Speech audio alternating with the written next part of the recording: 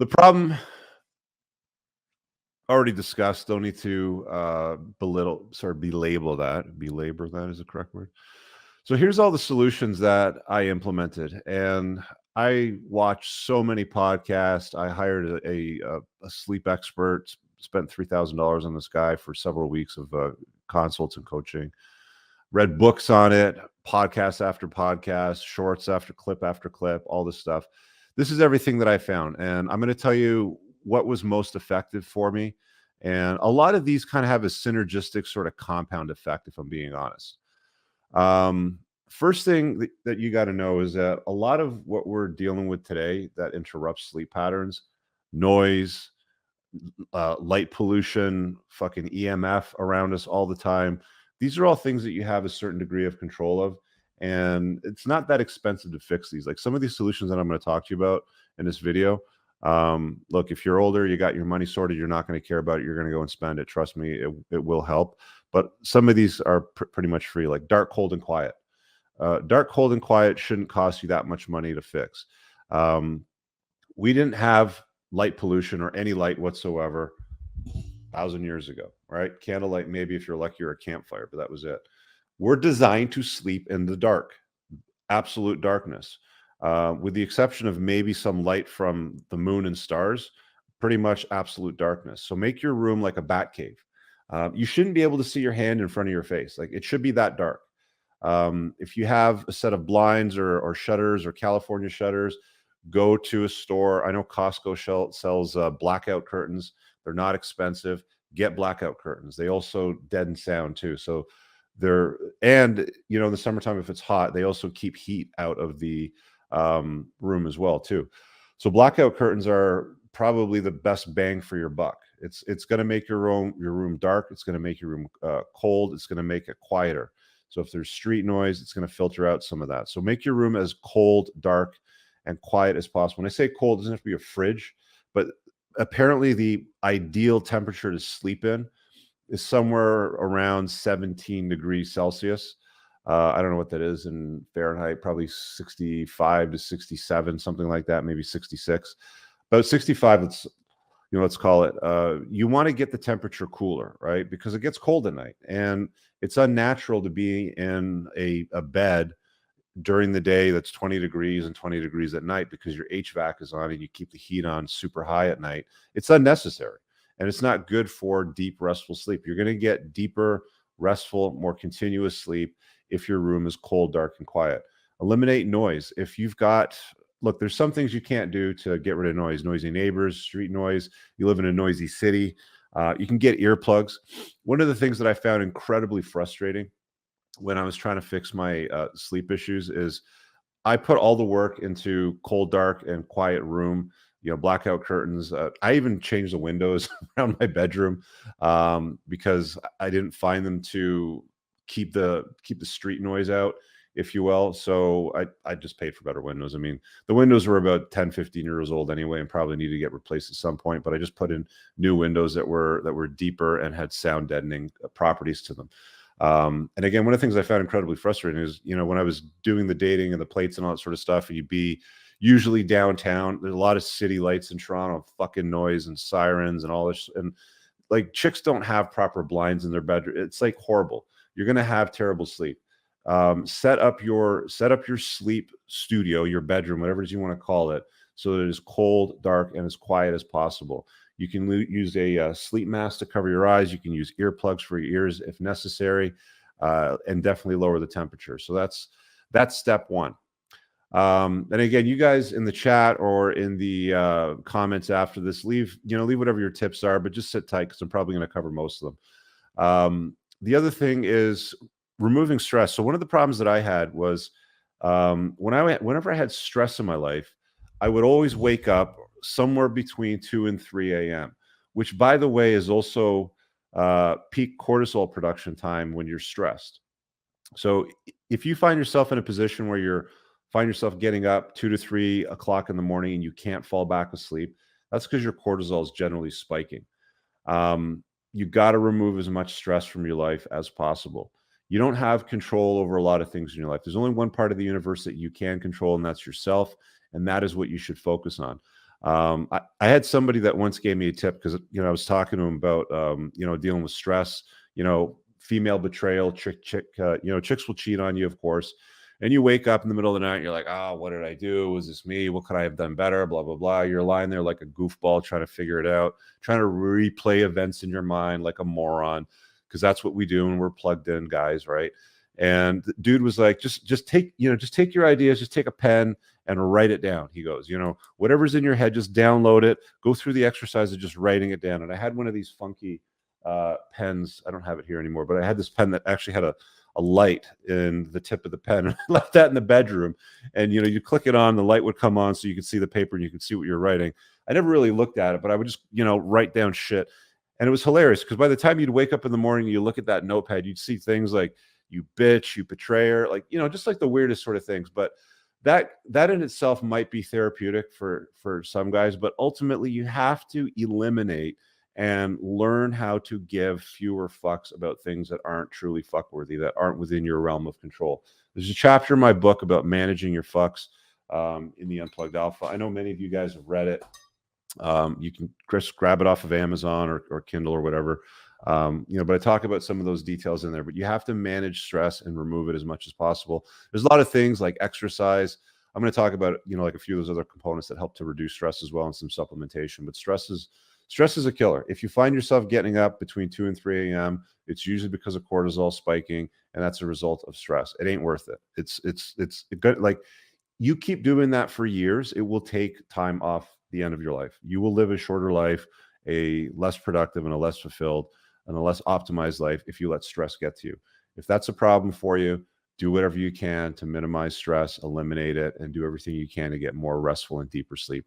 3, 4, 5 hours doesn't cut it. That's bullshit. It's not going to work.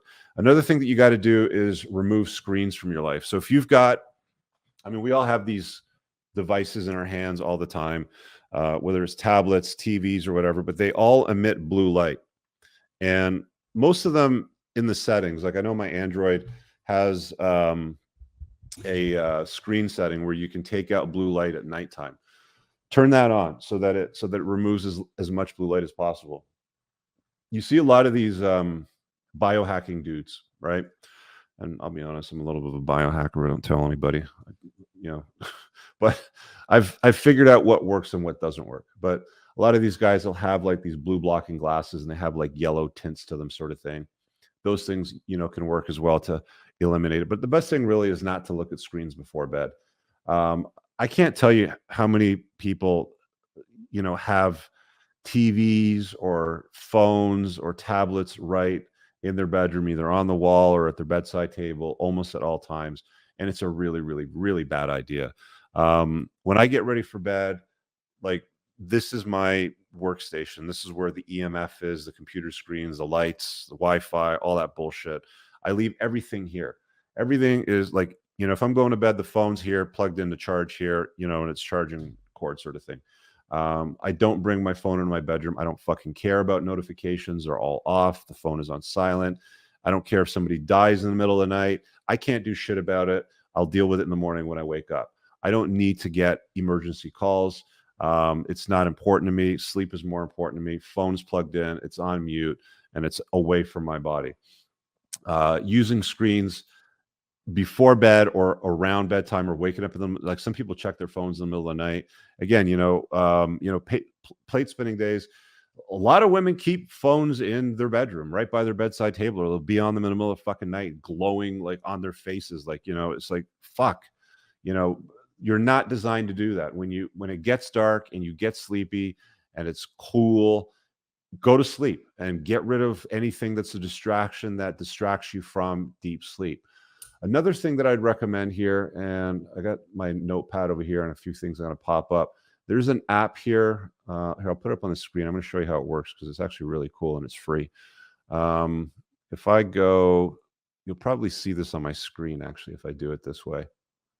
Let's go here to slides. Okay, no, share screen. Here we go. Window, boom. So on the bottom of the screen over here, if I just highlight this, does it show? It doesn't show it up, does it? Hang on. Let's see if there's a way that I can get that to show up. Maybe it won't show it up because it's StreamYard. I might just have to explain it to you. Sorry. Try Chrome tab, see if it pops up that way. And full screen. Let's try that. No, it doesn't. Okay, so this isn't going to show on the screen because it's above the show sort of application. The StreamYard doesn't let me pop it up, but there's an app that you can get for absolutely free called f.lux. Okay, F is in Frank, dot LUX as an X-ray. You should have this on all of your devices that you can put it on. It goes on PCs, it goes on iOS devices, tablets. Actually, don't quote me on that. I'm not sure about tablets, but laptops and desktops. And what it does is you set your location and it follows your time zone. Like right here, right now, in the bottom right, it's got my GPS location. I'm not going to read it out for obvious reasons, but it's got my GPS location and it knows what time the sun comes up, what time the sun comes down at that location.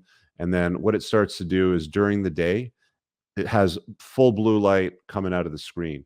By around 7:30 o'clock or so, it seems on this setting, it starts to take out about half the light, half the blue light, and by 9:30, 10 o'clock, it's completely off the screen. There's very, very, very little blue light, and that kind of makes the screen look awkward. It makes it look almost like yellowish. A lot of the brightness is gone. It's kind of annoying, if you're looking for a bright screen. But what it does is it takes out a lot of the blue light, and the blue light is what messes with circadian rhythm, and it's going to interrupt your sleep pattern. So stop using the damn screens. Keep them out of the bedroom. Don't fall asleep to TVs. You shouldn't even have a TV in your bedroom. I'll talk about EMF in a minute. Use f.lux to take out the blue light. Use the settings on your phones to take out blue light at night. That will improve your body's ability to produce melatonin, get into deep restful sleep, and stay asleep throughout the night. You also should stay consistent. One of the great tragedies for us is that a lot of people, Monday to Friday, they have a schedule. They get up, they do their stuff, they go to work, they come home, they do their stuff, they go to sleep. And they generally go to sleep earlier during the week than they do on the weekends. And then it's like Friday and it's like, woohoo, it's party time, or Saturday. And it's like they stay out till like the wee hours of the night and they don't get enough sleep. They don't get enough quality sleep. And then by the time Monday rolls around, they're tired as shit. And that's why they're all, it's Monday. For me personally, I just sleep exactly the same time pretty much 7 days a week. I don't give a fuck. I could be out at a party, at a retreat, at or whatever. And if it's like 10 o'clock and I usually start feeling tired by like 9:30, 10 o'clock, I'm like, yo, peace out. I'm going to bed. And some people will give you a hard time over that. What are you doing? Have a few more drinks, drink, shot, blah, blah, blah. Smoke a do, blah, blah, blah. It's like, no, I'm going to sleep. I don't give a fuck. You guys keep partying. I'll see y'all in the morning, right?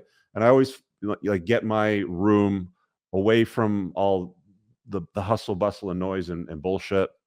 That's just the way that I am because I don't give a fuck. For me, sleep is more important, and staying consistent with when you get up and when you go to sleep 7 days a week is far better than 5 days a week, and then your body has to try to adapt to like 2 days of like very little sleep or late sleep and trying to sleep in, which you really can't do because your body's not used to it. So being consistent with your sleep patterns is by far the best way to get, again, deep, restful, quality sort of sleep.